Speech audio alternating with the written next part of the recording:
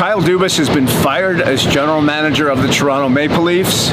Steve Simmons and Lance Hornby here at Scotiabank Arena on something of a shocking day for the Maple Leafs. In the past, you got fired as general manager when the team was terrible. This time, Kyle Dubas has been fired when he's got a 100-point team and 2 rounds of the playoffs. Well, I think in any organization, and ours is no different, on decisions as big as this, it is something that you communicate with your bosses.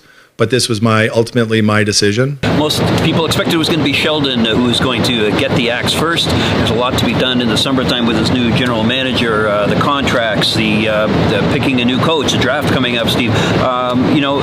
Brendan Shanahan said he wanted an experienced guy behind the bench or behind the scenes. Now it's going to be quite interesting if he can find somebody on short notice, and who knows what other changes with other teams may impact this.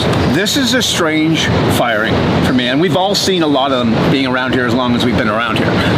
This is strange because a week ago, Brendan Shanahan was all ready to commit to Kyle Dubas as general manager.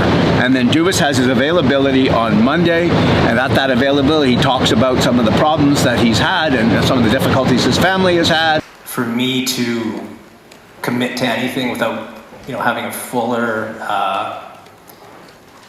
understanding of what this year took on them, is probably unfair for me to answer where I'm at.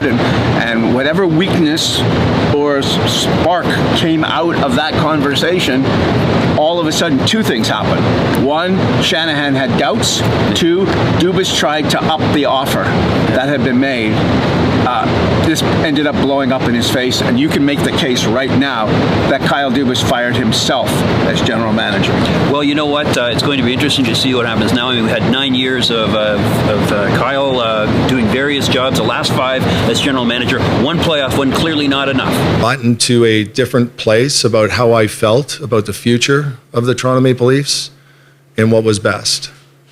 And as hard as it was, and as hard as it is to make a significant change to somebody that you're close to and that you've been working with for 9 years, even though I was presented with, a gap had risen within the contract status, and but nevertheless, the email that I received from Kyle, I just felt differently. And I felt that the long-term future of the Maple Leafs might have to change.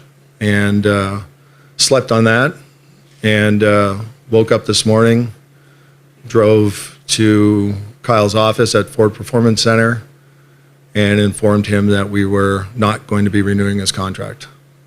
If we've learned one thing from Brendan Shanahan over the years, really it's 2 things. 1, he is extraordinarily loyal to the people he believes in.